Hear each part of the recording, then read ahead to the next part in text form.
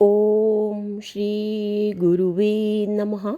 गुरुर्ब्रह्मा गुरुर्विष्णु गुरुर्देवो महेश्वरः। गुरुर्साक्षात् परं ब्रह्म तस्मै श्री गुरुवे नमः।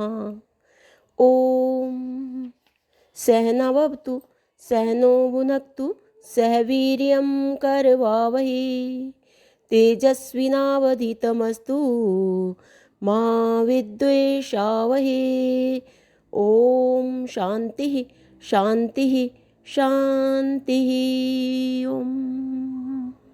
प्रणाम भगवान स्वामी अखंडानंद सरस्वती जी महाराज जी द्वारा विरचित साधना और ब्रह्म अनुभूति से हमारा टॉपिक चल रहा है भगवान मधुर वेदांत को आगे कंटिन्यू करते हुए। तो मधुर वेदांत में बात चल रही है कि जब स्वामी जी गरुड़ चट्टी गए थे तो वहाँ से जब वापस आ रहे हैं तो रास्ते में उनके जो दोस्त हैं उनके साथ बात चली ब्रज की रज की महिमा के बारे में। तो उसी महिमा को आगे कंटिन्यू करते हुए स्वामी जी बता रहे हैं कि जब स्वामी जी बता रहे थे ब्रज की महिमा के बारे में तो मेरे एक वेदांती मित्र बड़े ध्यान से मेरी बात सुन रहे थे। उन्हें ऐसा मालूम हो रहा था कि यह कोई नई बात कह रहे हैं। उन्होंने एक शंका की, कहा कि भाई ब्रह्म है अनंत और श्री कृष्ण है एकदेशी। ब्रह्म है नित्य सत्य अविनाशी और श्री कृष्ण एक देश में होने के कारण उसकी सत्ता से ही प्रकट होने वाले और उसी में समा जाने वाले हैं। फिर वे ब्रह्म के भी भोक्ता कैसे हो सकते हैं? उन्हें ब्रह्म की भी प्रतिष्ठा कहते हो तो कैसे? तो स्वामी जी आगे बता रहे हैं कि मैंने कहा भाई तनिक सोचो तो सही, तुम एक देश और सर्व देश का भेद कहाँ कर रहे हो? एक काल और सर्वकाल की उद्भावना क्यों कर रहे हो? देश काल और वस्तु तो मन की सृष्टि है। देश काल वस्तु तो मन की सृष्टि है। जब अशेष विशेष रहित हो जब अशेष विशेष रहित केवल ब्रह्म ही रहा तब उसमें देश काल और सृष्टि की कल्पना क्यों करते हो?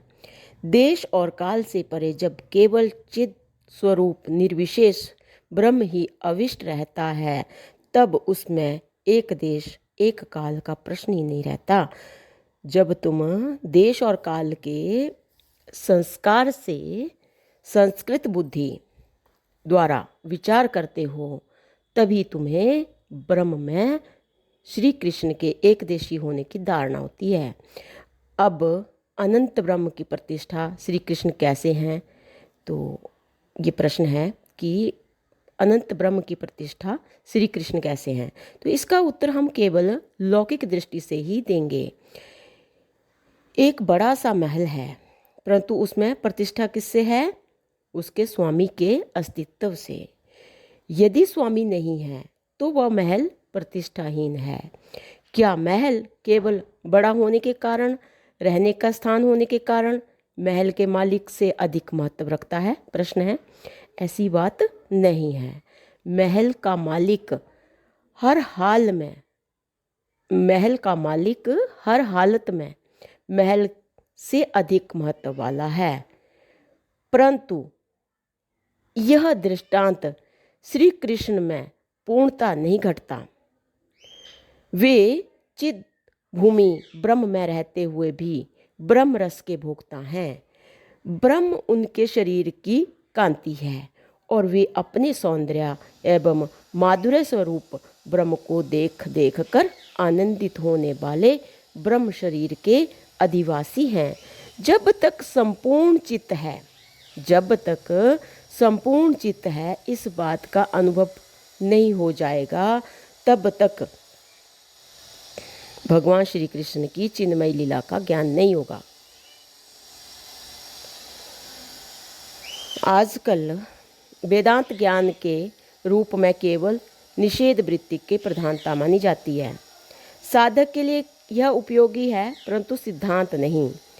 सिद्धांत तो है कि सब कुछ सत्य है, सब कुछ चित्त है, सब कुछ आनंद है, सब कुछ भगवान श्री कृष्ण है। स्वयं ब्रह्म उनकी ही महिमा में अपनी महिमा में प्रतिष्ठित हैं। सर्वात्म बोध हो जाने के पश्चात उस सर्वात्मयी चिद भूमि में जो चिद अधिष्ठाता भगवान श्री कृष्ण की चिन्मय लीला होती है, उसे लौकिक देश काल और वस्तु की दृष्टि से नहीं देखना चाहिए। फिर भगवान श्री कृष्ण के संबंध में वे एक देशी हैं, एक कालिक हैं, यह प्रश्न ही नहीं उठता, क्योंकि वहाँ इनकी पहुँच ही नहीं है। इसी से श्री कृष्ण के मिट्टी खाने का अर्थ है मृत्तिका स्थानीय समरस ब्रह्म आनंद का उपभोग, जो कि जीव नहीं कर सकते, केवल भगवान श्री कृष्ण ही कर सकते हैं। जैसे किसी दूसरे दृष्टा के अभाव में पुरुष स्वयं ही अपनी अंग कांति का दर्शन करके आह्लादित होता है, वैसे ही भगवान श्री कृष्ण भी दूसरे दृष्टा के अभाव में अपने अंग कांति स्वरूप ब्रह्म की निरतिशय बृहत्ता देख देख कर आनंदित होते हैं। मैं बोलता ही चला गया, मेरे कई भावुक मित्र उब से गए। एक ने तो कह ही दिया, भाई अब रहने दो, यह ब्रह्म निरूपण हमारे श्री कृष्ण तो गवाले हैं, मिट्टी खाने वाले हैं, हमारी कल्पना में भी यह बात नहीं आ सकती कि यहाँ मिट्टी का अर्थ ब्रह्मानंद है। तो फिर आगे भगवान उनके दूसरे मित्र ने कहा, इसमें कल्पना की क्या बात है, तो इसको हम अगले सत्संग में लेते हैं। प्रणाम भगवान। ओम शांति शांति शांति। ओम।